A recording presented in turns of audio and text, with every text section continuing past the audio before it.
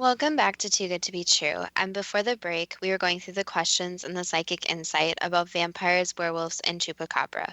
So, Dad, can you please continue with the questions about werewolves? Sure. In July of 1764, in Le, Le Gévaudan, France, did a small girl go missing while tending the family's sheep to be found with the heart torn from the body? Yes. Was the little girl killed by a creature that walked upright like a man and was covered in hair and had a tail? She was killed by a creature, yes, but the description isn't 100% accurate. Were two other children killed in the same location around the same time by the same creature? Yes.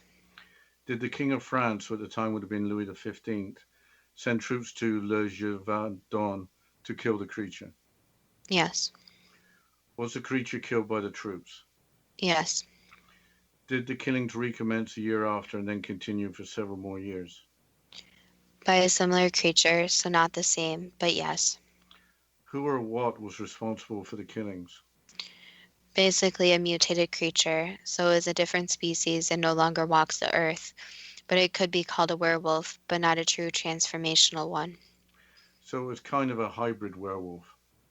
Yes, but not 100% human transformational werewolf, since those do not exist on Earth. So it could be described as a werewolf today, but a hybrid one. Yes, Why did the killings end? the creature was killed. Why wasn't the creature being killed reported? Basically, because the body wasn't able to be recovered, so there was no physical evidence for the reporting to occur. In 1936, did Mark Shackleman encounter a wolfman just east of Jefferson, Wisconsin on Highway 18? No. Did the creature have a muzzle and features of both an ape and a dog with oddly formed hands?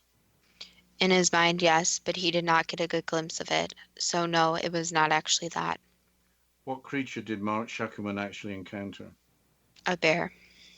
In October of 1999 on Bray Road, Elkhorn, Wisconsin, what creature did Dorothy Gibson see that chased after her and jumped on to the trunk of her car? That was a what you could call hybrid creature, but it was not a werewolf. Was the creature apparently intent on harming Dorothy Gibson? Yes. What type of creature was it? You could basically call it a very negative creature. So it wasn't fully a creature you could think of, such as a werewolf, but more of an evil entity. What was the evil entity doing in Wisconsin? So there are different creatures that are bound that don't have one specific area.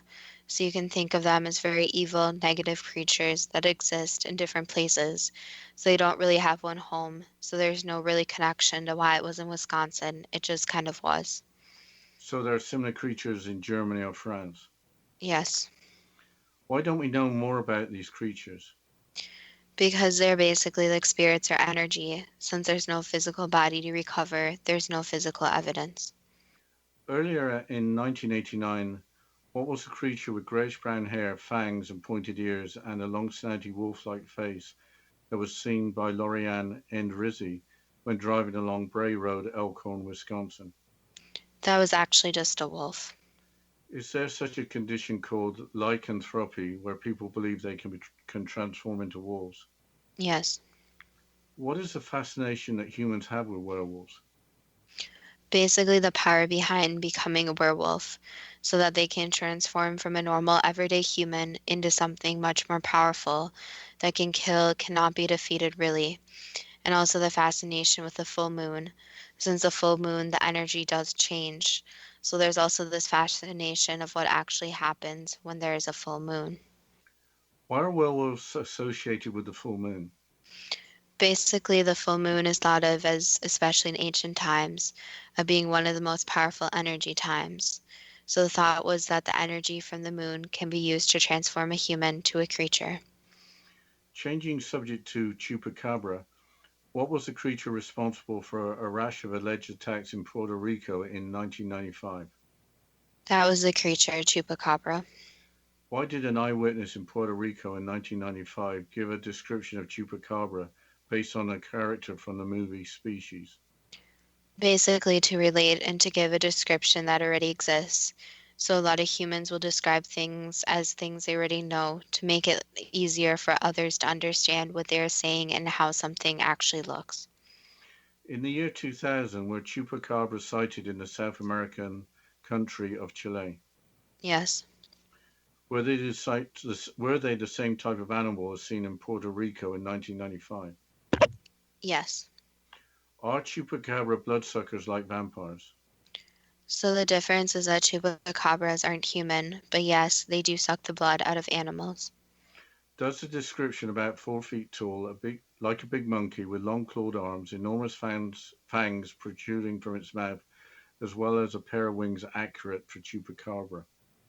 The wings aren't always there depending on the species, but yes, that's pretty accurate. How do chupacabra kill if some of their victims don't show great loss of blood?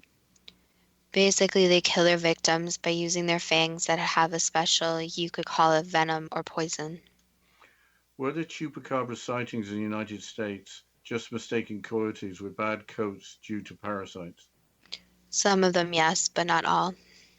Was the creature spotted by Scott Black in Houston, Texas in 2014 described as having big, long, pointy ears, long tail, no fur, with splotches of grey, a chupacabra? Yes. What happened to the creature after it was spotted by Scott Black? It basically just ran off, so that one was not killed. Is it still around? Yes. Was the creature spotted by Scott Black a result of crossbreeding exotic pets? No. Were the sightings reported around the same time in the state of Mississippi for chupacabra or for mangy dogs? Some of them, yes. So some were chupacabra. Yes. What was the dog-like creature that was sighted in Kennebunk, Maine in 2013?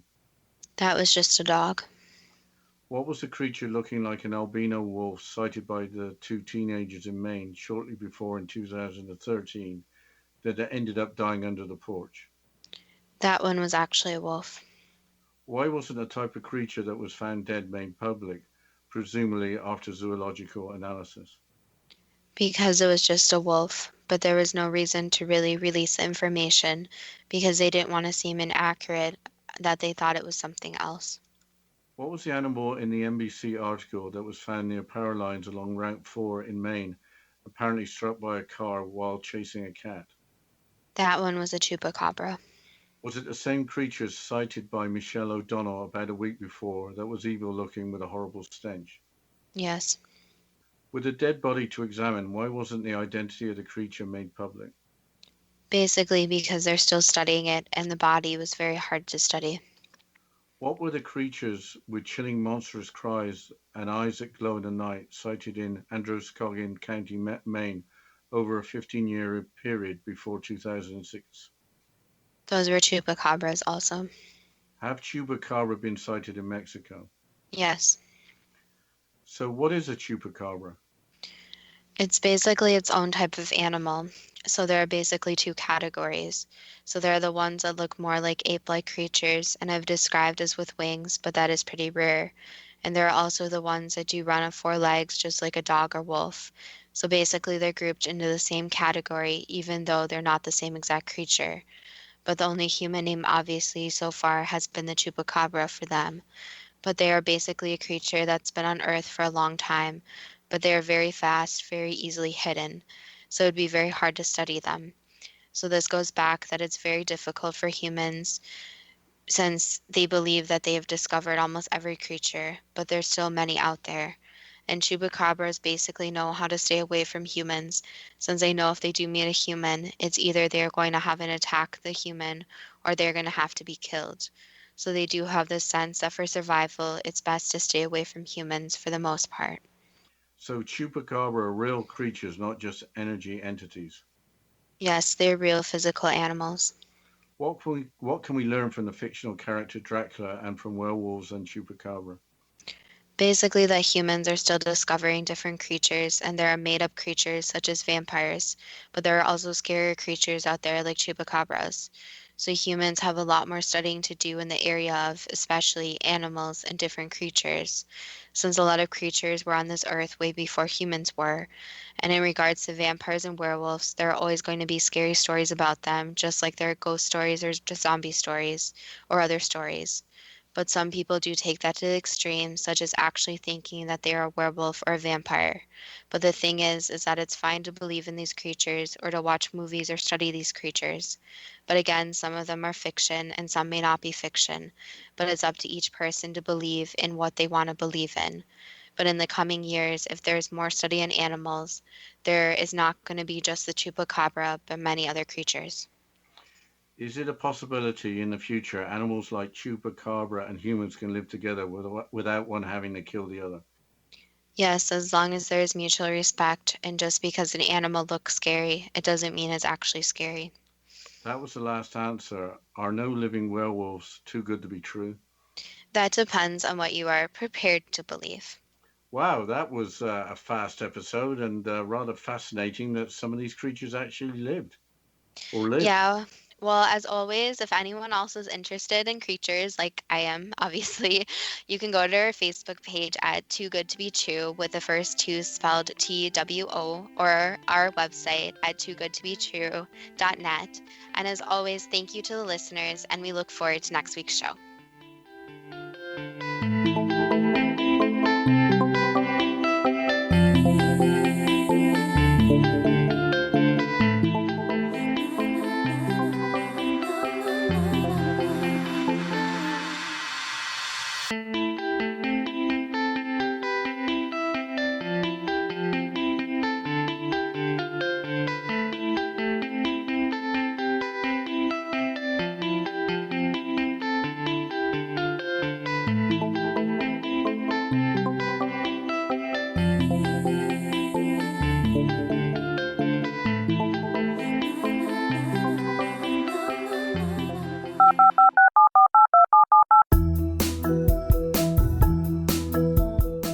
Did you know that when you're on the road with limited data or Wi-Fi, you can still listen to the X-Zone Radio Show with Rob McConnell, The Science of Magic with Gwilda Wiyaka, X-1, Dimension X, Space Patrol, and every minute of the X-Zone broadcast network by calling 213-401-0080, courtesy of Audio Now. No smartphone, app, or internet needed. It saves your data plan and it's free if you have unlimited minutes. Call 213-401-0080 to listen on any phone, anytime, anywhere. Remember 213-401-0080 for the best of the paranormal, parapsychology, and sci-fi radio programming anywhere, 24/7, 365.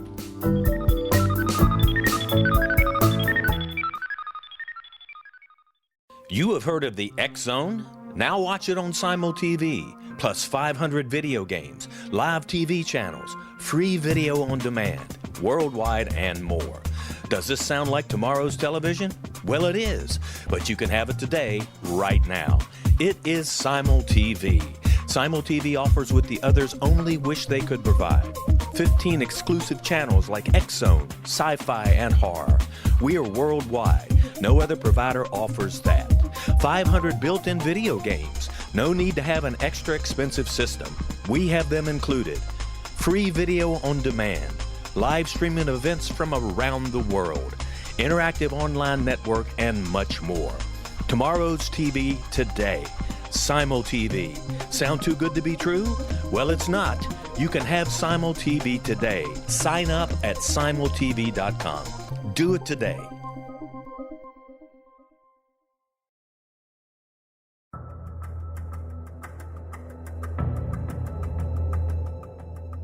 Modern Esoteric, Beyond Our Senses by Brad Olson, consummates the lifology story about where humanity originates. It is the lost continents, the primitive wisdom, the mythos of creation, and the rethinking of ancient history as we are taught in academia. There is much more to the story than what we have been told. As this is the first book in the Esoteric series, Modern Esoteric starts at the beginning of time and accelerates up to this modern age, Future Esoteric is book 2 in the series and takes a forward-looking position ahead of today with an open and honest examination of the ET issue and various unexplained phenomena. To discover the writings of author Brad Olson, visit www.bradolson.com. That's www.bradolson.com.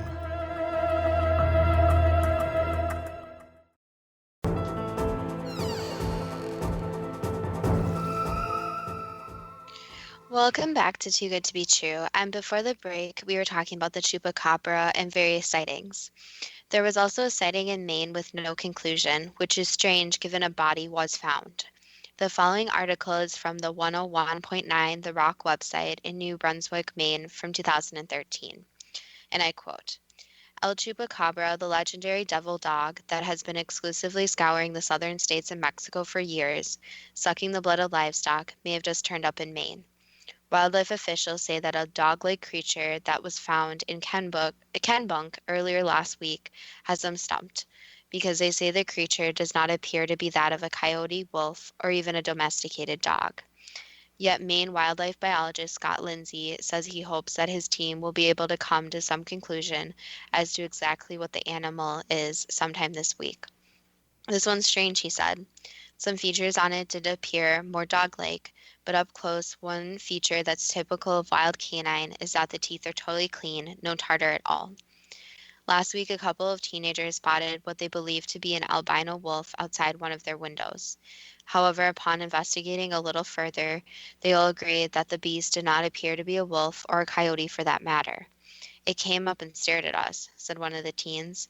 It was limping and its mouth was open. It seemed confused. The teens then ran back inside the house to call the police because they feared that animal was rabid. When they returned outside, they discovered that the animal had crawled underneath the porch and died, according to the police report. Wildlife officials say that after conducting preliminary studies on the animal, they feel confident that the strange beast is not a coyote. End quote. There was an earlier report from Maine in 2006. The NBC News website included the following, quote, residents are wondering if an animal found dead over the weekend may be the mysterious creature that has mauled dogs, frightened residents, and been the subject of local legend for half a generation. The animal was found near power lines along Route 4 on Saturday, apparently struck by a car while chasing a cat.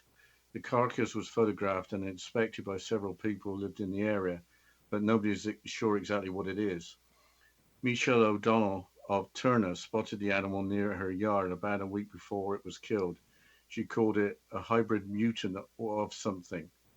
It was an evil looking, and it had a horrible stench I'll never forget, she told the Sun Journal of Lewiston. We locked eyes for a few seconds, and then it took off. I've lived in Maine my whole life, and I've never seen anything like it. For the past 15 years, residents across Androscoggin County have reported seeing and hearing a mysterious animal with chilling, monstrous cries and eyes that glow in the night. The animal has been blamed for attacking and killing a Doberman Pinscher and a Rottweiler in the past couple of years, unquote. We didn't discuss apparent chupacabra sightings in Mexico due to time constraints, but it is time for the first question. Okay, we'll start with Dracula. Why, like the fictional character Sherlock Holmes, does the fictional character Count Dracula seem so real? Basically because fantasy and fiction are very detailed. So when work is detailed by an author, it becomes very much more real. And there's also the aspect too of the human aspect. So when humans in human situations are put into some type of work, it makes it more plausible account that it could happen. Why did Bram Stoker choose Transylvania as the home of Count Dracula? Was it because of the Mary Shelley novel Frankenstein, or was it through the family name of Dracula? So there were multiple reasons. So yes, it could be for those reasons, but it also was somewhere more dark and dreary for the setting. So it was a host of different reasons, and that's the very admirable thing when authors do, is that they base their work on multiple different situations combined instead of just one idea. Was Vlad the Impaler in Bram Stoker's mind at all when he developed the character for Count Dracula? Vaguely, but not exactly based on, no. Did Bram Stoker get the idea for the Dracula novel during a nightmare after eating a dinner of dressed crab? Yes. Why is a story about a monster with incredible superpowers defeated by mere humans so compelling? Basically, it comes to the fact that humans have to face their fears in many different ways, and a lot of fear actually comes from humans being the ultimate species. But there's always the option that something or someone more strong, powerful will take over. So in the case of having monsters, there's always has to be this out that humans can destroy them somehow, since humans are thought of as the top dogs or the top of the food chain. What is so fascinating about a creature that is almost immortal by not aging with passage of time and not dying of natural causes? It basically goes into one of the biggest downfalls of humans, which is aging. So if you think of aging as a whole, when humans get older and older, it doesn't only affect their physical body, but also their mental and psychological bodies. So their brain changes, they have different symptoms, they become more frail, and overall they are not as strong. So the idea that the monster creature can never age makes it so the monster creature never becomes frail, older, or runs into different issues. Did the idea for the human vampire rise out of how human bodies decompose? Yes, that could be said. Why did it take doctors until around the 1850s to realize that touching dead bodies spread disease? Just because of the lack of knowledge. So, the lack of knowledge that dead bodies, even though they are no longer living, also still carry these diseases. So, diseases, and especially diseases in the human body, are still not completely researched. So, back then, the knowledge was just not available or even uncovered. So, it's just, you could say they were uneducated about dead bodies and the human disease and body in general. Was the lack of understanding that disease could be contracted from dead bodies and not from the undead behind a lot of superstition?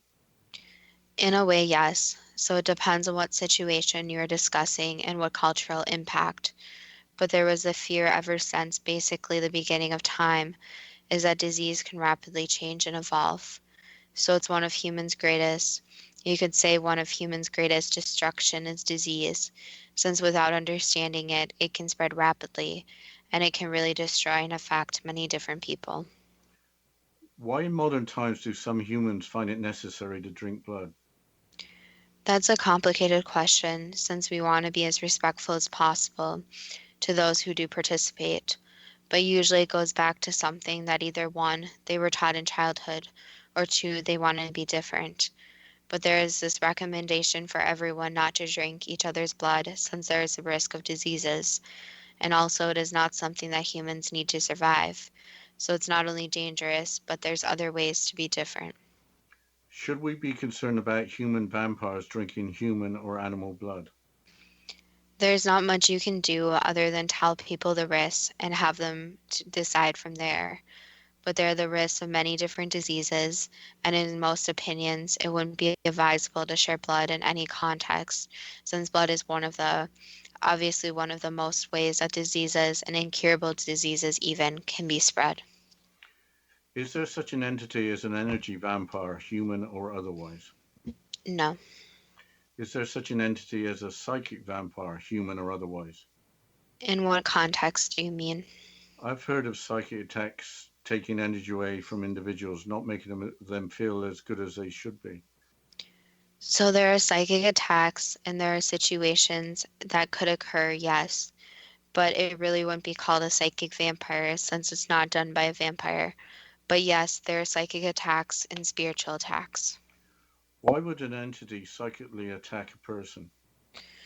Basically to influence their energy and make them more weak, and also basically feed off their energy.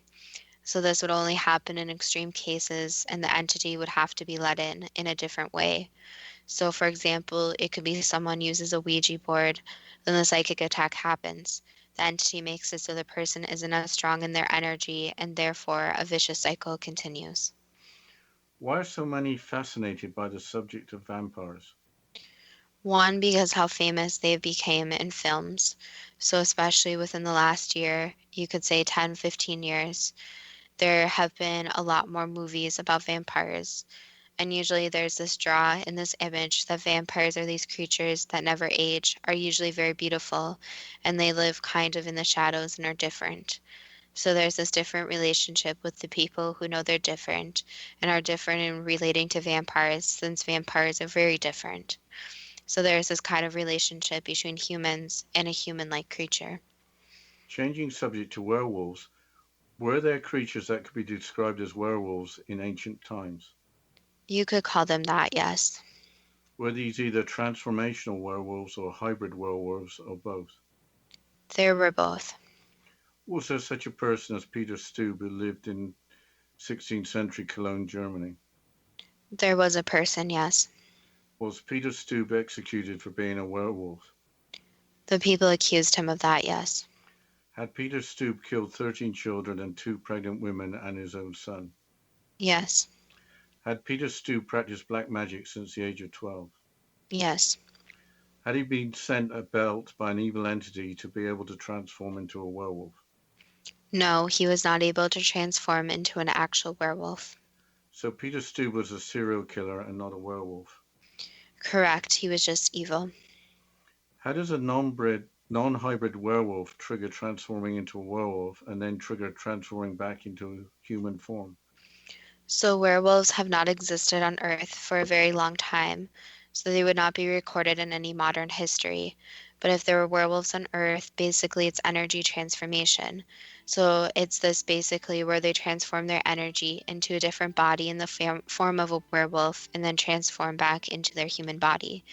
But we'll have to continue with the questions and the psychic insight after this short break. And you're listening to Too Good to Be True with Justina Marsh and Pete Marsh on the X Zone Broadcast Network, www.xzbn.net.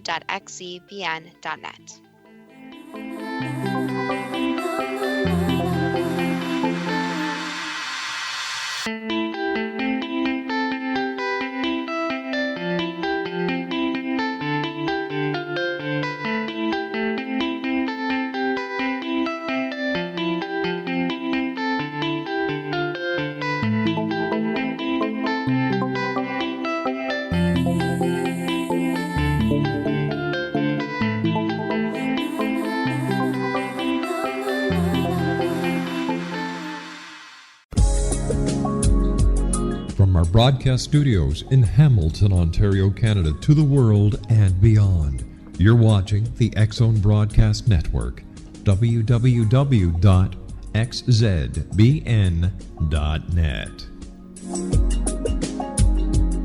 AVS Media Den. You have heard of the X Zone? Now watch it on Simul TV, plus 500 video games, live TV channels, free video on demand, worldwide, and more.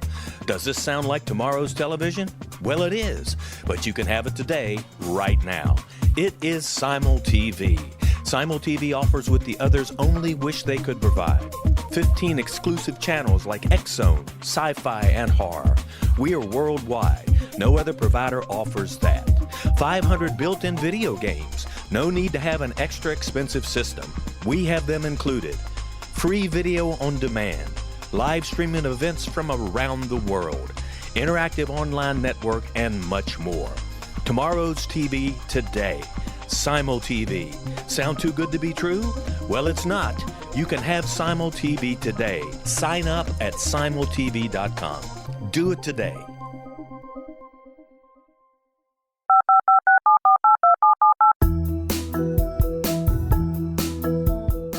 Did you know that when you're on the road with limited data or Wi-Fi, you can still listen to the X Zone Radio Show with Rob McConnell, The Science of Magic with Gwilda Wiyaka, X-1, Dimension X, Space Patrol, and every minute of the X Zone Broadcast Network by calling 213-401-0080, courtesy of Audio Now.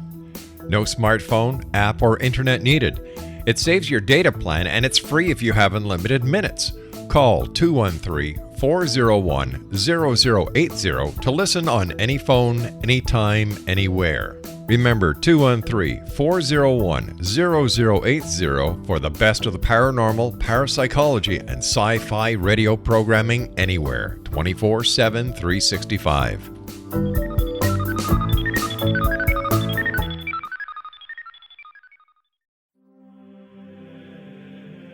Rob McConnell here, presenting an overview for Nicholas Paul Jennings, author of a fascinating book, Amen. It presents facts revealed by Egyptologists, facts that enable us to understand why Amen is the beginning of creation of God. It provides recommendations for religious leaders of the major religions to unify their beliefs and teach the Word of God. Love one another. Amen informs people how mankind conceived God. It was the Egyptians that developed the concepts of a soul, a hereafter, and Son of God. And finally, after the worship of many gods, they conceived the belief in one universal God, the maker of all there is. For more information, visit www.futureofgodamen.com. That's www.futureofgodamen.com.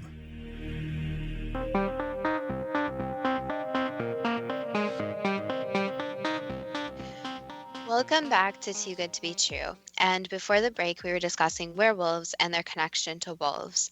And I was saying that there seems to be a high level of fear with wolves since they do kill livestock. But also, they have been known to attack and kill humans. Apparently, wolves with the disease rabies are rare, but wolves are probably the most dangerous rabid animal. Going by the History Channel, werewolves are just mythological creatures, probably arising out of the fear of wolves. Is there any evidence that werewolves are real? There are reports of werewolves from ancient times, but there is the case of Peter Stube from 1589. Here's an account from the website Altered Dimensions, which is apparently based on written records made at the time, and I quote, Peter was a German serial killer who was executed for being a werewolf in the city of Cologne. His brutal sentence included having his flesh pulled from the bones with hot pincers, having both arms and legs broken so he could not escape, and finally having his head removed and his corpse burned, all of which was intended to ensure he remained dead. Unfortunately, his daughter and mistress were executed along with him, supposedly for withholding knowledge of his crimes. And what exactly was his crime? Peter confessed, yes, after being tortured on the rack, to having killed and fed on 13 children, 2 pregnant women, and his very own son. The werewolf of Berg, as he became known, terrorized the country for several years. Bizarre murders and vicious mutilations, including the consumption of fetuses that were removed from his pregnant victims, set the townsfolk on edge. After being caught, Peter explained that he had practiced black magic since he was 12 years old, and that Satan had given him a belt that would allow him to transform into a werewolf. He described his transformation as the likeliness of a greedy, devouring wolf, strong and mighty, with eyes great and large, which in the night sparkled like fire, a mouth great and wide, with most sharp and cruel teeth, a huge body, and mighty paws. End quote. So Peter Stube was a serial killer who apparently transformed into a werewolf, but is there any account of a hybrid werewolf? From the same website, the following description seems to be for a hybrid werewolf, as there is no account of any transformation. In the late 1700s, France experienced an unusual rash of werewolf mania. Although most confined to France, the terror did spread into Europe also. One notable case took place in July of 1764 in La Gijon, France, where a small girl went missing while tending the family sheep. Her body was found by local townsmen with the heart torn from the body. A short time later, 2 more children were found murdered in a similar manner. Townsfolk were baffled until a local woman spotted a creature in her field that walked upright like a man, was covered in hair, and had a tail. The creature chased her into town, where she promptly reported the incident to authorities. Townspeople, of course, thought the story ludicrous and were certain that the woman was insane until a local officer of the town council also spotted the creature and gave the exact same description as the old woman. The creature immediately became the prime suspect in the murders. End quote. After the King of France was sent letters from the townspeople, the king ordered troops into town. They found the creature, shooting and killing it. Unfortunately, killings recommenced a year after and then continued for several more years. Accounts of werewolves move on to modern times in the state of Wisconsin in the upper Midwest of the United States. The Altered Dimension website is a mine of information. In the early 1900s, a rash of werewolf sightings occurred in the state of Wisconsin in the United States. In 1936, Mark Shackleman encountered a wolf man just east of Jefferson, Wisconsin on Highway 18. As he was driving home, he spotted the creature digging in the dirt mound. He described the creature as hair-covered creature that stood erect and stood more than 6 feet tall. The face of the creature boasted a muzzle and features of both an ape and a dog. Its hands were oddly formed with a twisted thumb and 3 fully formed fingers. End quote. Wisconsin is the location of the sightings of the Bray Road beast. Bray Road is outside of Elkhorn, Wisconsin. Again from the Altered Dimensions website, quote, reports in the same area of Wisconsin surfaced in 1964 and again in 1972. In October of 1999, the infamous Bray Road Beast report came out of Delavan, Wisconsin. 18-year-old Dorothy Gibson was driving along Bray Road when she felt a bump on the car. Thinking that she had run over something, she pulled over to investigate. Dorothy got out of the car to check the tires and then spotted a dark, hairy form racing toward her. She quickly jumped into the car and sped off as the creature jumped onto the trunk of her car.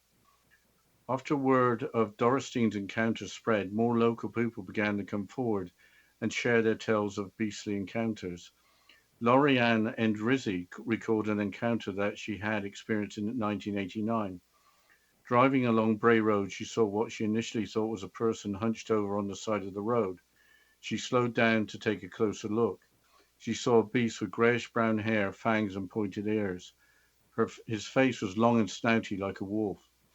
The creature also had glowing yellow eyes. She had no idea what this thing could have been until she saw a book at the library that had an illustration of a werewolf in it. Unquote. I had no idea that any of this could have happened in recent times, but apparently in 1975, 2 cases reported in the medical literature for lycanthropy, which is the belief in being able to transform into a werewolf. I think we need to change the subject to chupacabra. What do you know about the alleged creature? I looked on the Animal Planet website. The first reported sightings were in 1995. Quote, a mix of vampire and marauding fuzzy lizard, the chupacabra has become one of the most common beasts studied under the general heading of cryptozoology, the study of animals that may or may not be real. No one has ever caught a chupacabra, though plenty of eyewitnesses claim to have seen one. Descriptions vary. Eyewitness accounts during a rash of alleged attacks in 1995, many in Puerto Rico, described the animal as having a reptilian body, oval head, bulging red eyes, fanged teeth, and long darting tongue, according to a report at the time in the Daily San Juan Star. Unquote. Following the events in Puerto Rico, there was a rash of animal deaths thought to be caused by the chupacabra in Chile. The following is from the Fox News website from the year 2000, and I quote, Santiago, Chile. Last April, dozens of farm animals, sheep, pigs, chickens, began turning up dead in northern Chile, their bodies completely drained of blood and bearing odd vampire-like bites. For many Chileans, this could mean only one thing. The mythical chupacabras, or goatsucker, Latin America's version of Count Dracula, was back in the news. In the northern desert town of Camela, where the attacks first began, locals immediately began to hang crosses in front of their homes. Jose Manuel Pino, a farm worker near the central city of Concepcion, is among the many Chileans who claim to have an up-close experience with the chupacabras. It just stood there looking at me, Pino told local newspaper Chronica. It stood about 4 feet tall, like a big monkey, with long clawed arms, enormous fangs protruding from its mouth, as well as a pair of wings. End quote. It is really strange that sightings have only occurred in the last 25 years or so, but Wikipedia questions the credibility of the original sightings in Puerto Rico. I'll quote, a 5-year investigation by Benjamin Radford, documented in his 2011 book, Tracking the Chupacabra, concluded that the description given by the original eyewitness in Puerto Rico Madeline Tolentino was based on the creature's seal in the science fiction horror film Species, unquote. The article continues. This Radford believes seriously undermines the credibility of the chupacabra as a real animal. In addition, the reports of blood-sucking by the chupacabra were never confirmed by a necropsy, the only way to conclude that the animal was drained of blood. An analysis by a veterinarian of 300 reported victims of chupacabra found that they had not been bled dry, unquote. In Benjamin Radford's 5-year investigation in Central and Latin America, animals were alleged to be attacked with extraction of their blood, while in the United States reports were merely due to dogs or coyotes with mange or other parasites making their coats look bare. We hadn't mentioned the sightings in the United States. The Huffington Post website from 2014 includes a reported sighting in Houston, Texas. Quote, a Texas man claims he's seen an animal that he believes to be the legendary chupacabra running around in a gated community. Resident Scott Black took photos of the animal in the backyard of his condominium in Houston's Memorial neighborhood last Sunday. Black, who has seen the dog-like animal 4 separate times, believes it is chupacabra, a mythical beast believed to feed on the blood of goats and other animals. Big, long, pointy ears, long tail, had no skin or no fur, but you could see splotches of grey, Black told KXAN. After snapping photos of the alleged chupacabra, he sent them to a trapper from Ohio who visited and left cages to try and capture it. Houston animal control expert Claude Griffin believes that chupacabra could be the result of cross-breeding by exotic pets, unquote. The article continues, mentioning other sightings in the southern United States. Quote, chupacabra sightings occur with some frequency in the southern United States, but there's debate as to what the bizarre animals actually are. In October, a chupacabra spotted rummaging through garbage in a Mississippi neighborhood was thought to be a coyote with a particularly bad case of mange. About a month before that sighting, a man in northern Mississippi claimed to have killed a chupacabra on his property after the animal got into his chicken coop.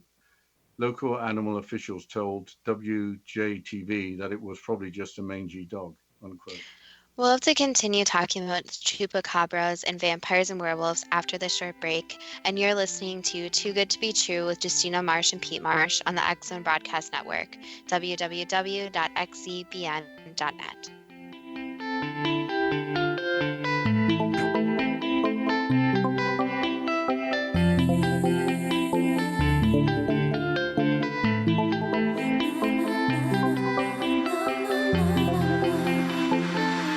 You have heard of the X-Zone? Now watch it on Simul TV, plus 500 video games, live TV channels, free video on demand, worldwide, and more. Does this sound like tomorrow's television? Well, it is, but you can have it today, right now. It is Simul TV. Simul TV offers what the others only wish they could provide. 15 exclusive channels like X-Zone, Sci-Fi, and Horror. We are worldwide. No other provider offers that. 500 built-in video games. No need to have an extra expensive system. We have them included. Free video on demand. Live streaming events from around the world. Interactive online network, and much more. Tomorrow's TV today. Simul TV. Sound too good to be true? Well, it's not. You can have Simul TV today. Sign up at simultv.com. Do it today. The new nonfiction book, Razor of Madness, is similar to cult movies like Clockwork Orange, Dragon's Tattoo, or The Other Side of Hell. Wayne Morin Jr. and Thomas Lee Howe will expose widespread and systematic deficiencies in this thought-provoking tell-all novel. Mind control rages among scholars in law schools. Human rights are ignored while thought reform and mental manipulation are accepted practices used as behavior modification. Dr. Louis Jolyon West comes to mind.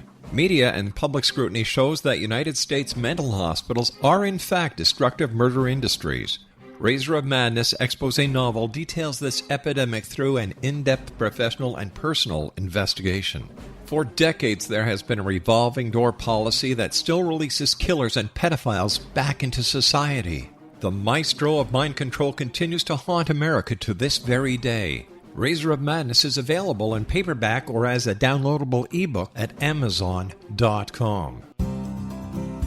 I'm William S. Peckham. If you enjoy a good mystery with a touch of the paranormal, then you'll love my novel, From Out of the Woodwork. It's the story of a young Toronto contractor, Sean Kennedy, who buys derelict homes, guts them, and turns them into multifamily dwellings. Slums just waiting to happen. When Sean buys 29 Livery Lane, the house fights back. Former owners unexpectedly come out of the woodwork as he starts the destruction.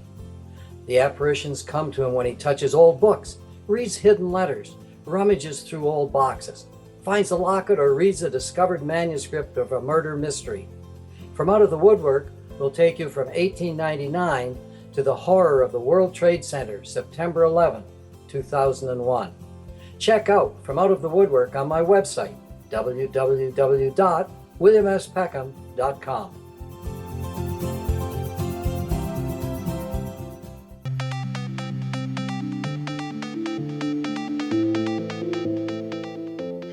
Welcome everyone to Too Good to Be True. Thank you for taking the time to listen. Today there is content that is not appropriate for younger people unless accompanied by an adult. The subject of today's show is vampires, werewolves, and chupacabra. Before we start getting into details, let's just briefly talk about psychic insight and how we apply it. We choose a subject, then research the background, and based on that research, we determine what we think needs to be explained by creating a series of questions. Then Justina provides psychic insight to answer those questions. The psychic insight is narrated towards the end of the show. Accepting the psychic insight is a question of individual belief. Now let's go through the disclaimers. Here are the disclaimers. Neither of us claim to have any expertise in any subjects that we discuss. We relate information we find through research and the psychic insight. We are always delighted to hear from the listeners. The show only lasts an hour. We don't have the time to present exhaustive research on any topic. This means that there will be information that we miss. We want to provide a basis for the psychic insight. We don't care if a theory turns out too good to be true, as the show name suggests. We are only interested in finding out more of the truth about topics. Spirit can only relate insight that is appropriate for our time in history. Free will cannot be affected. Only comments that are appropriate for our time can be given through the psychic insight. Much of the subject matter in shows may have already been covered many times in other media. We want to look into subjects in a new, different way and be thought-provoking. We're not so good with pronouncing names, we apologize. And neither of us have any particular knowledge of folklore, literature, medicine, or cryptozoology. If we have misstated anything, we apologize. Today's subject was your idea. Vampires, werewolves, or chupacabra seem like the stuff of movies rather than subjects to be taken seriously. You know that mysterious creatures are my favorite subject. Let's start with the fictional character Count Dracula.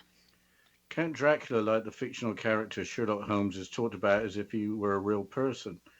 Count Dracula appeared in Bram Stoker's novel Dracula, first published in 1897. In the novel, Dracula attempts to move from Transylvania to England to find new blood and spread the curse of the undead. Dracula is fought by a small group of people led by Professor Abraham Van Helsing. So where exactly is Transylvania? It is in central Romania and is known as the land beyond the forest, bordered by the Carpathian Mountains. Romania is located in southeastern Europe. Transylvania is known for medieval towns and for castles, including Bran Castle, which is known as Dracula's Castle. Weren't Frankenstein and his monster also from Transylvania? Yes, Mary Shelley's novel Frankenstein, first published in 1818, was also set in Transylvania. We don't have time to discuss Bram Stoker's novel in any detail. Let's briefly go through Count Dracula's powers. Yes, the following is from Wikipedia, quote, Dracula has superhuman strength, which according to Van Helsing is equivalent to that of 20 strong men. He does not cast a shadow or have a reflection from mirrors. He is immune to conventional means of attack. A sailor tries to stab him in the back with a knife, but the blade goes through his body as though it is air, unquote. The article continues. The Count can defy gravity to a certain extent and possesses superhuman agility, able to climb vertical surfaces upside down in a reptilian manner. He can travel onto unhallowed ground such as the graves of suicides and those of his victims.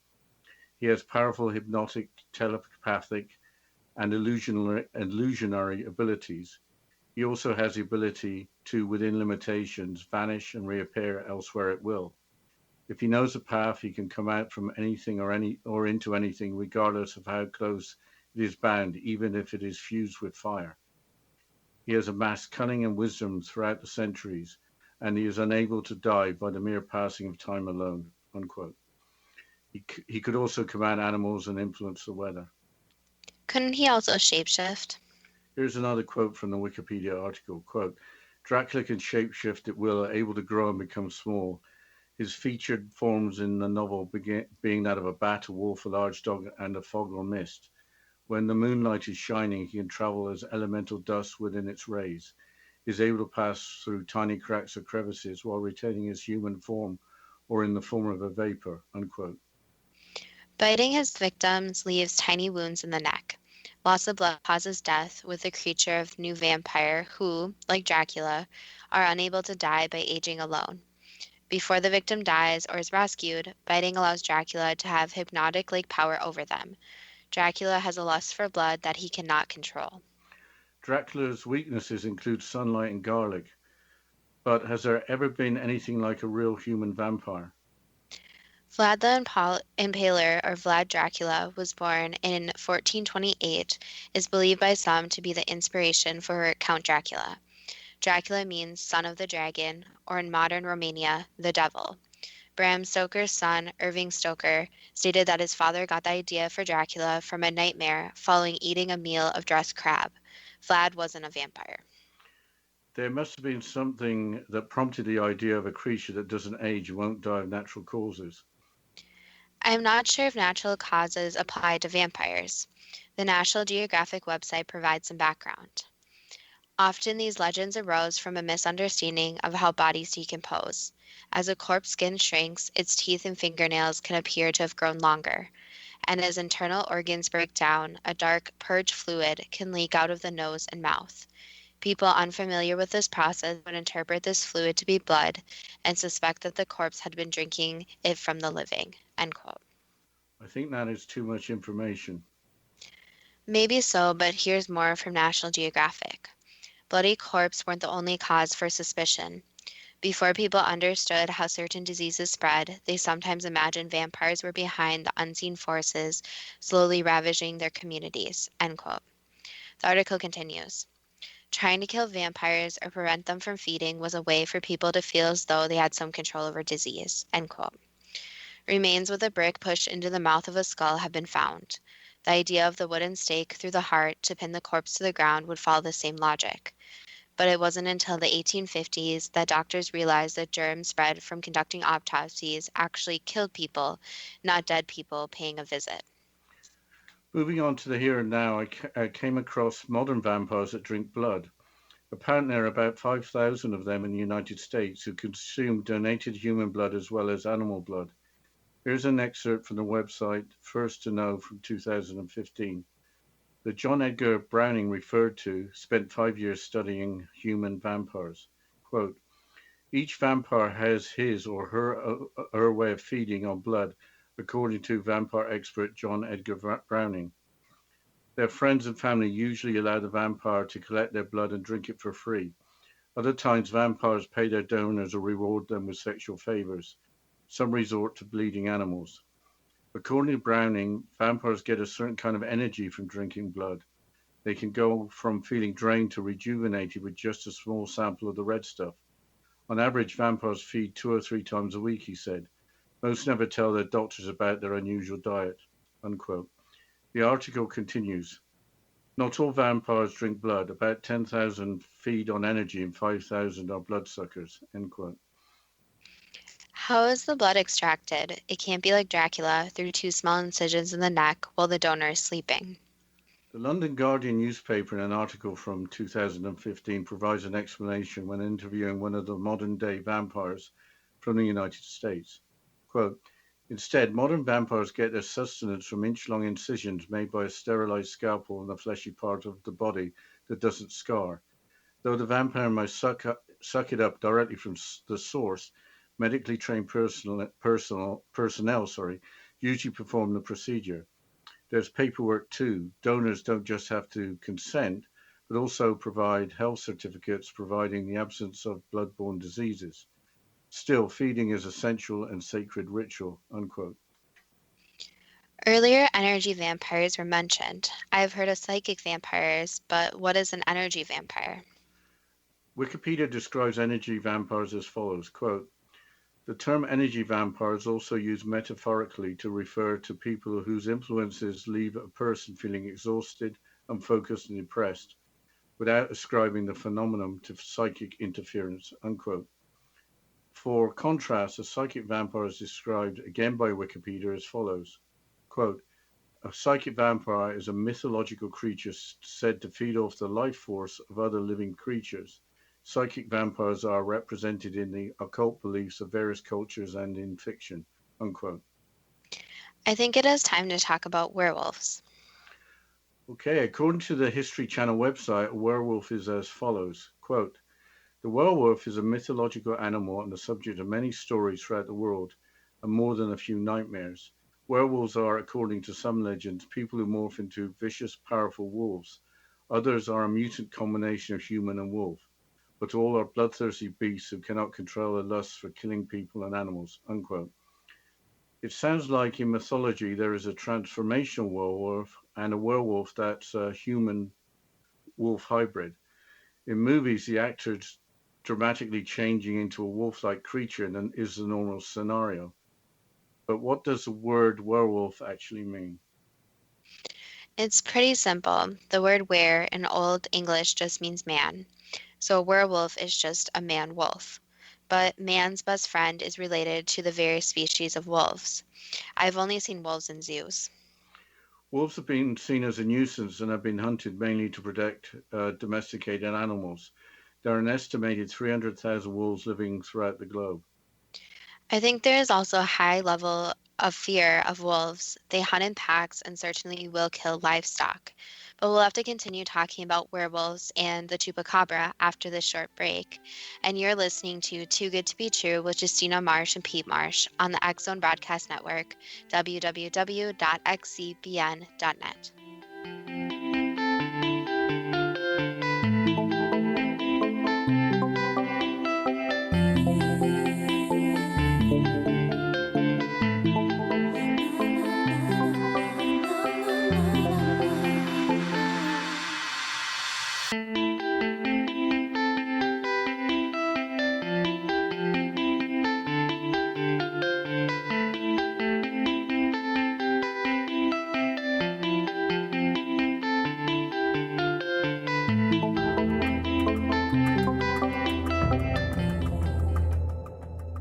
Modern Esoteric, Beyond Our Senses by Brad Olson, consummates the lifeology story about where humanity originates.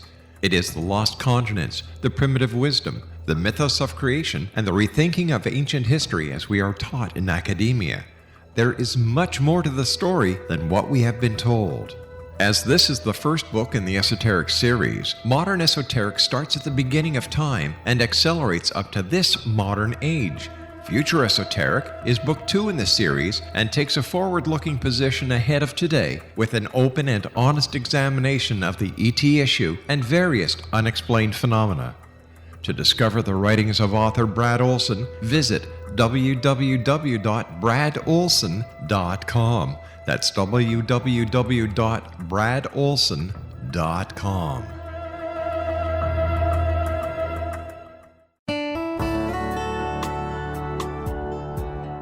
Are you or is someone you know struggling with addictions, depression, anxiety, relationships, low self-esteem, lack of confidence, grief, success, and prosperity? Do you know that your subconscious belief plays a big role in the outcome of your hard work? We can help you permanently change the beliefs that may be the reason for your struggles and failures. We care about getting you the return on your investment and the results you are looking for. We can help you be free of the limitations of your past and in realizing your highest potential. We work with people by phone and Skype.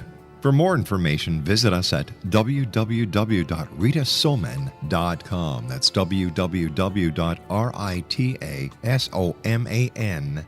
dowsers.com.